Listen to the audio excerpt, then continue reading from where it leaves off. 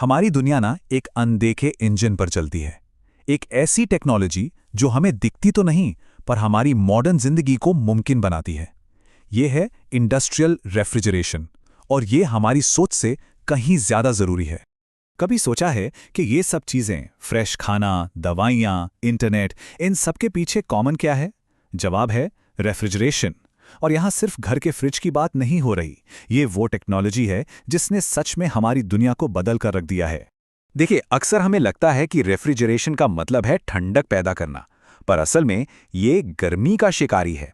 इसका असली काम गर्मी को वहां से हटाना है जहां हम उसे नहीं चाहते और उसे कहीं और फेंक देना है। ये एक कमाल की हीट मूविंग मशीन है। और ये बात बिल्कुल साफ है, हमारे ताज़े खाने से लेकर ज़रूरी दवाओं तक सब कुछ इसी टेक्नोलॉजी पर निर्भर है। ये कोई लग्जरी नहीं, बल्कि हमारे पूरी इकोनॉमी की नींव है। तो सवाल ये है कि आखिर ये गर्मी को एक जगह से दूसरी जगह भेजता कैसे है? ज्यादातर सिस्टम्स एक ही जादुई प्रोसेस पर काम करते हैं, जिसे कहते हैं वेपर कंप्रेशन साइकिल। चलिए इसे समझते हैं। अच्छा, इस पूरे सिस्टम का दिल है ये 4 हिस्से: कंप्रेसर, कंडेंसर, एक्सपेंशन वाल्व और इवेपोरेटर। ये चारों एक टीम की तरह एक बंद लूप में लगातार काम करते हैं और इन सब का बस एक ही मकसद है, गर्मी को बाहर निकालना। तो ये पूरा साइकिल 4 कमाल के स्टेप्स में काम करता है। सब कुछ शुरू होता है इवेपोरेटर से, जहां एक खास लिक्विड गर्मी सोखकर गैस बन जाता है। फिर आता है इस कहानी का हीरो, कंप्रेसर। वो इस गैस को जोर से दबाता है, जिससे वो सुपर हॉट हो जाती है।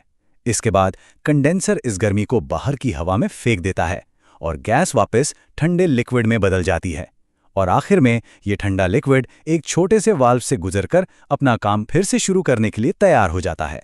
अगर इसे और आसान तरीके से समझना है तो एक जादुई स्पंज के बारे में सोचिए। ये स्पंज फ्रिज के अंदर की गर्मी को सोख लेता है, फिर बाहर आकर उसे निचोड़ देता है और ये काम बिना रुके 2400 घंटे चलता रहता है। तो इस हीट स्पंज का असली राज क्या है? जवाब है लेटेंट हीट ऑफ इवेपोरेशन। ये साइंस का एक कमाल का प्रिंसिपल है। जब कोई लिक्विड गैस बनता है तो वो अपने आसपास से ढेर सारी गर्मी खींच लेता है, पर हैरानी की बात यह है कि उसका खुद का टेम्परेचर नहीं बढ़ता। यही वो जादू है जो असल में कूलिंग इफेक्ट पैदा करता है।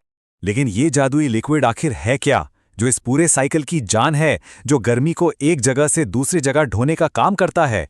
इसे कहते हैं रेफ्रिजरेंट, और ये इस कहानी का असली लेकिन कॉम्प्लिकेटेड हीरो है। अब देखिए, एक परफेक्ट रेफ्रिजरेंट में ना कुछ सुपर हीरो वाले गुण होने चाहिए।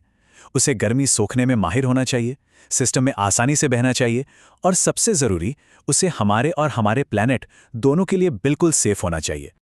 लेकिन असल दुनिया में जैसा कि होता है, कोई भी सुपर हीरो परफेक्ट नहीं होता।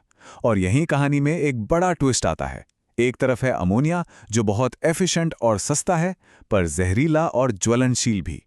दूसरी तरफ हैं सिंथेटिक HFCs, जो इस्तेमाल में तो सेफ हैं, पर हमारे पर्यावरण के लिए एक बहुत बड़ा खतरा बन गए हैं।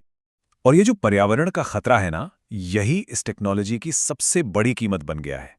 एक ऐसी कीमत जिसने हमें ओजोन लेयर में छेद से लेकर ग्लोबल वार्मिंग की खतरनाक दहलीज तक लाके खड़ा कर दिया है। अगर इसका इतिहास देखें तो ये एक प्रॉब्लम को सुलझाने और दूसरी को पैदा करने की कहानी जैसा लगता है। पहले हमने ओजोन बचाने के लिए CFCs को बैन किया, फिर उनकी जगह आए HFCs को हटाया, और अब हमारी लड़ाई HFCs से है, जो सीधे सीधे ग्लोबल वार्मिंग को बढ़ाते हैं। तो इस नुकसान को हम मापते कैसे हैं? इसके लिए एक स्केल है, ग्लोबल वार्मिंग पोटेंशियल, यानी GWP। ये हमें बताता है कि कोई गैस कार्बन डाइऑक्साइड की तुलना में कितनी ज्यादा गर्मी हमारे वायुमंडल में कैद करती है। और अब जो आंकड़ा सामने आ रहा है वो सच में चौंकाने वाला है। एक आम रेफ्रिजरेंट R404A का GWP है 3922।